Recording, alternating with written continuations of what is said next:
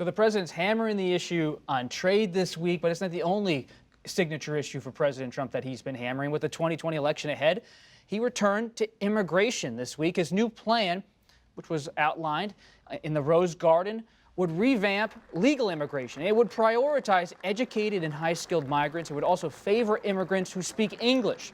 The proposal does not address the estimated 11 million undocumented immigrants currently in the country or have protections for so-called dreamers, those who were brought to this country as children. Is this immigration plan from President Trump on legal immigration dead on arrival on Capitol Hill?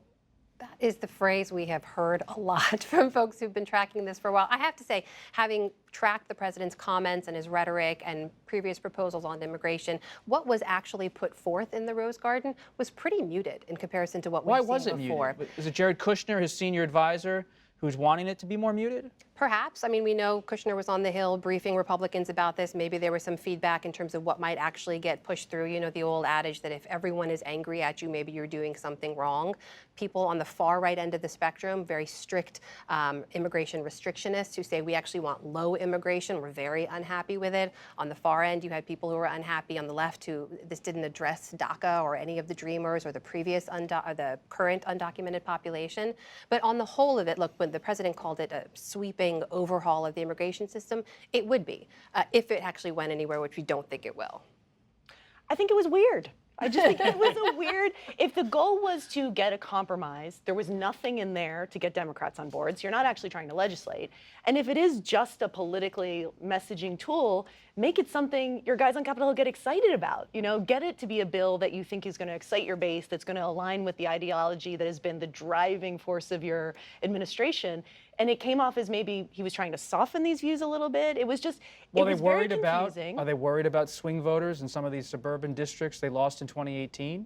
I think they are, but again, you know, you can't pick and choose on this issue now. A lot of those suburban swing voters, the thing that offended them was family separation at the border. And if you're going to offer an immigration proposal that doesn't really address that, it doesn't really solve the concerns of the voters that are motivated on this issue to begin with. Yeah, and immigration is such a powerful part of the president's agenda and the record that he's going to be running on in 2020. And it's family separation and it's the border wall. Those are the two things people, voters out in the country, think about when they think about Trump's immigration plan. They're not going to be looking at the details. You know, with all due respect to Jared Kushner, they're not going to be studying that plan. They're going to be looking at the president's rhetoric and what he's doing with the wall, sending troops to the border, talking about the caravans, separating those children. There's reporting from the Post that the president's personally involved. Personally involved to a very specific degree. He's actually having meetings with Department of Homeland Security officials to decide what that border wall would look like, what the architectural details would be. He wants it painted black so that it's hot, which would hurt immigrants if they tried to climb the wall, and he wants it to have spears at the top to injure them if they tried to cross over. I will say one thing about the immigration plan as it was put forward. If it was just for messaging, if you were someone who has looked at previous immigration patterns and been unhappy about the fact that the majority of immigrants in America now come from Asia and Latin America, the president's plan would have addressed that. By changing it to a merit-based system, it would mean that largely people coming and highly skilled immigrants, they wouldn't largely be coming from those countries. It would change the face of who we are as a country.